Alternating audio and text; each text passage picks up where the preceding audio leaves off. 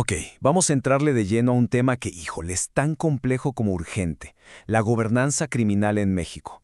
Vamos a ver qué pasa cuando el crimen organizado ya no solo se dedica a romper la ley, sino que de plano empieza a dictarla. Y bueno, para entender cómo es que se imponen estas nuevas reglas, tenemos que empezar por lo más brutal, lo más visible y, la verdad, lo más trágico, la violencia política, una amenaza directita a la democracia. Para que nos demos una idea de la magnitud, fíjense nada más en el ciclo electoral de 2024, 37 aspirantes a un cargo público fueron asesinados. Pero a ver, esto no es casualidad, no es violencia al azar, para nada. Es el síntoma de algo mucho más profundo, algo que le pega directo al corazón de la democracia.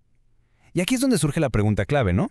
Y para empezar a responderla, lo primero es cambiar el chip. Hay que repensar esa idea que casi todos tenemos de lo que es el crimen organizado. Necesitamos, pues, una nueva forma de entenderlo. Y aquí está la diferencia, que es fundamental, ¿eh? La delincuencia común, digamos el ratero de la esquina, pues le huye al Estado, se opone a él. Pero el crimen organizado es todo lo contrario. Sin algún tipo de protección del Estado, simplemente no puede existir. O sea, lo necesita para sobrevivir. A esto se le conoce como protección estatal, y esta idea es la pieza clave de todo el rompecabezas. Es, digamos, esa zona gris, pantanosa, donde ya no se sabe dónde termina el gobierno y dónde empiezan los grupos criminales.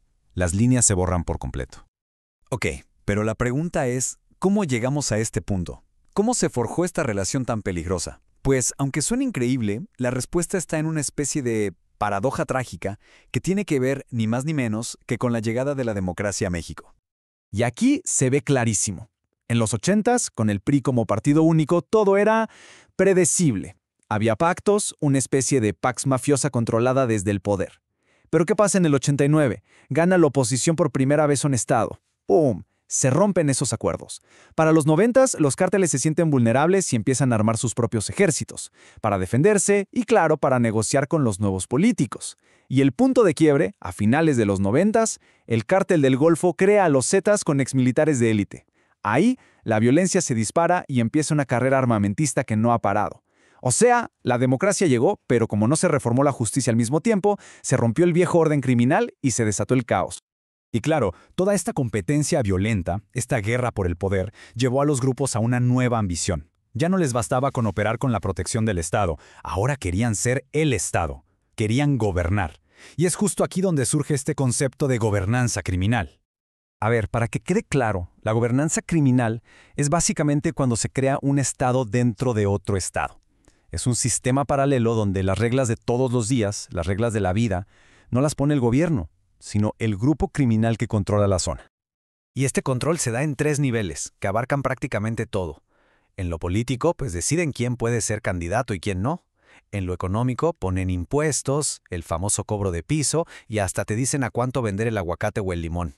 Y en lo social, pues controlan la vida de la gente, atacan a periodistas, a activistas, y deciden quién puede hablar y quién mejor se calla.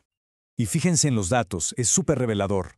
La gran mayoría de la violencia política ocurre a nivel municipal. ¿Por qué? Pues muy simple, porque el municipio es la puerta de entrada. Si controlas el ayuntamiento, controlas la policía local, los recursos, la información, controlas el territorio. Como bien lo resume la académica Sandra Ley, para estos grupos criminales las elecciones no son un juego democrático, son literalmente una oportunidad de negocio, una especie de adquisición hostil de una empresa. La empresa es el municipio. Y ojo, que esto no es teoría, ¿eh? Esto pasa todos los días. Pensemos en una alcaldesa en Morelos, asesinada por no querer pagar la extorsión. O en Michoacán, donde los grupos criminales deciden el precio del limón y le queman el camión al que no obedece. O el caso extremo de Texcaltitlán, donde un grupo hasta prohibió las relaciones fuera del matrimonio. O sea, imponen su propio código moral. Es un control total. Ok, ya vimos ejemplos muy concretos, muy locales, pero ahora si damos un paso atrás y vemos el panorama completo, ¿qué significa todo esto para la democracia mexicana en general? Las consecuencias, la verdad, son aterradoras. Es que, a ver, piénsenlo. Se ataca el derecho más básico, el de votar y ser elegido. La gente ya no sale a votar por miedo. ¿A quién le reclamas? ¿A quién le rindes cuentas si el que manda es el crimen? Los recursos del municipio se los roban, las policías quedan bajo su control, y al final del día, la confianza en que la democracia sirve para algo simplemente se hace polvo. Entonces, ¿cuál es la salida? Pues la única solución de fondo es construir un verdadero Estado de Derecho.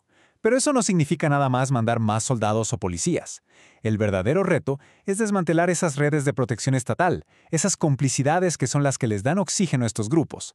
Se trata de reformar al Estado para que el crimen simplemente no pueda comprarlo ni controlarlo.